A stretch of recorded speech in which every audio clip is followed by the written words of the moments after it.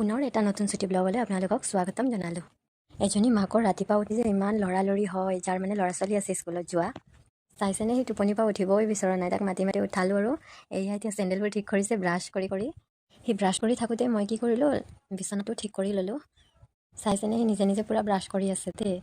তাৰপিছত মই তাক দিলোঁ কেইটামান মানে প্ৰেক্টিছ কৰিবৰ কাৰণে ABCD দিলোঁ। টিটো তাৰ লিখিবলৈ আছে, ইমান যে কথা তাৰপিছত তাক পঢ়াবলৈ দি মই মানে যিমান পাৰোঁ কি বনাব পাৰোঁ আৰু তাক টিফিনত দিবৰ কাৰণে আৰু অলপ খুৱাই কিবা পঠাবৰ কাৰণে। তাৰপিছত সৰু সৰুকৈ এনেকুৱা আটা দি পিঠা বনালোঁ দেই, চেনি পিঠা। ইফালে ই কিন্তু পূৰা পঢ়ি আছে আৰু মানে লিখি আছে। চাইছে নাই, মই নাই বুলি এনেকুৱা কৰি আছে। এয়া ভিজাই থৈছিলোঁ অলপ বুট মই খাবৰ কাৰণে, আৰু আৰমানৰ টিফিনো ৰেডি হৈ গ'ল।